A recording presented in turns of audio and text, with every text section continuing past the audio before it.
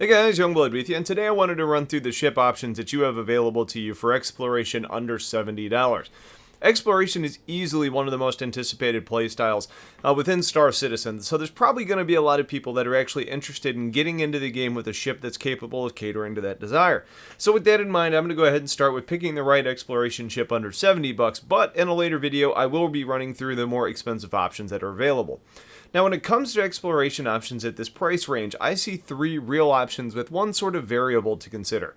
Starting off, we have two starter ships with variants focused on exploration, being the Mustang and then the Aurora Line.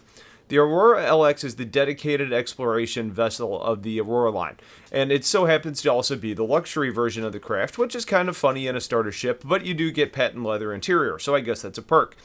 The reason the LX is actually more focused on exploration is for two primary reasons. The first of which is that it actually comes stock with a jump engine, meaning that from day one, you're capable of leaving the system that you start in, which is obviously pretty important for those of you that are wanting to get out and find cool new things.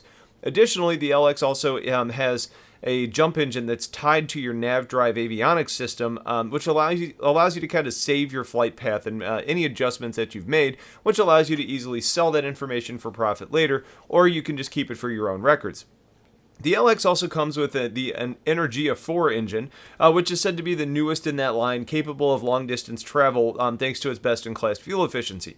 When you're talking about exploration, range is obviously an important factor.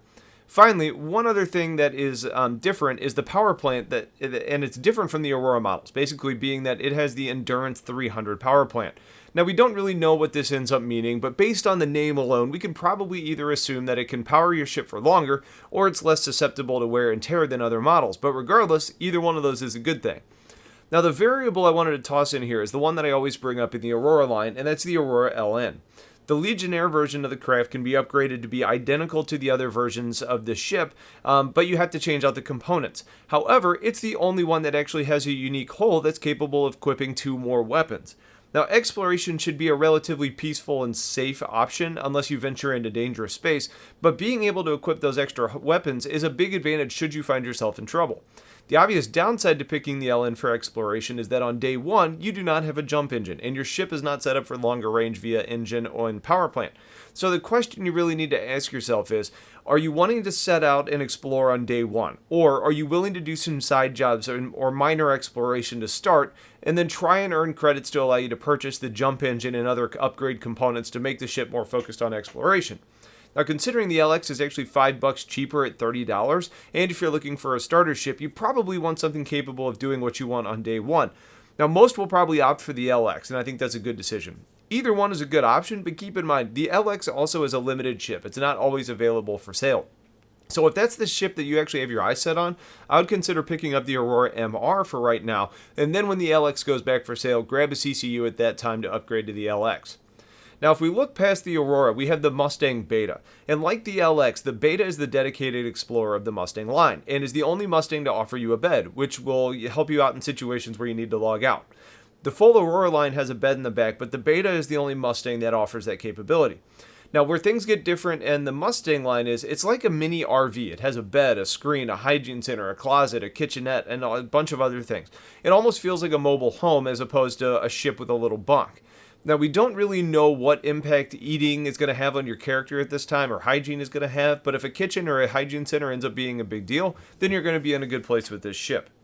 The Beta comes stocked with the Tarsus Leaper jump engine, which will open up travel to different systems immediately, and it has efficient engines designed to take you longer ranges.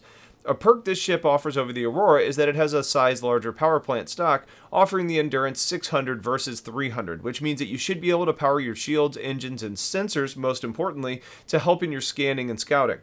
Now, the more power your ship has available, the more it can throw out to components, so that means that it's giving you more efficiency at doing your job, and in this case, exploring. When you look at the Aurora versus the Mustang, you're looking at really two very different approaches to a flight model. The Aurora is durable, but it flies at very low speeds and lacks agility. The Mustang is nimble and relatively fast, but it doesn't hold up all that well under fire. Considering we're talking about exploration, I much prefer the agility and speed to avoid fire if you come upon it, since you're not actually looking for trouble. I value the other perks over durability in an exploration ship. Another big perk for the Mustang is that it has one of the best cockpits I've seen in the game, basically bringing a very open canopy, meaning that you can scan the area with not only your sensors, but also open up possibilities with your eyes, which may help point you in the right direction for moving your ship along. At $40, the Mustang Beta is a hard ship to beat at exploration at this level. The final ship to mention in this category is the 315P. It's actually my favorite variant of the 300 series and is focused on exploration. Now keep in mind that there's some major unknowns with the 300 series at the moment, since it is slated for a pretty major rework, which is good because the ships are in a weird place.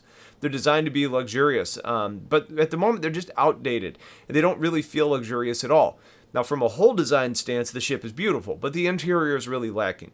A great feature is that, like the Mustang, it too has a great cockpit with a ton of visibility. It offers basically everything from the horizon on up as a visible area, where the Mustang includes some lower areas as well. But the difference is that the 315 doesn't have the bars to obstruct your view. From an equipment stance, the 315 offers something that none of the other options do, and that's a tractor beam on the front. Now that's going to take away a weapon hardpoint, but when you're exploring, you may end up finding things of value, and having a tractor beam could help you to collect those to maximize your profits. Beyond that, it does come equipped with a custom scanning package by Chimera Communications, which is focused on discovery. With range in mind, the ship has an STS Silver system, which allows for longer range travel thanks to solid fuel efficiency. It has the largest power plant of the ships that we've discussed, and the ability to equip a larger shield than the others. That should help you in combat, but also probably has an impact if you're exploring in cluttered and debris fields, places where things dinging your ship could be a real problem. Basically, the 315 is going to be bigger, stronger, and faster than the others, including the perk of a tractor beam. But we'll need to see how much value that tractor beam actually ends up adding. Now, it earns those extra values by costing a bit more at $65. And it does have a bed in the back, but I'm not going to spend much time talking about the interior, as the rework is going to change a lot of that. Now, if I have to pick between these four ships and provide you with my overall recommendation, I'm taking the Mustang Beta based on the price to predicted performance ratio. You get a lot of value out of the upgraded range, the camper area, the scanning abilities, while having a ship that flies and looks cool. And it gets the perk of having a really low price tag at $40. But once we get the updated 315 information, this recommendation may change, but today the Beta is my recommendation and it's hard to beat. So if you guys have questions about any of this, please let me know. Otherwise, I appreciate you guys watching. Stay tuned for more coming soon, and have a great day. Take care.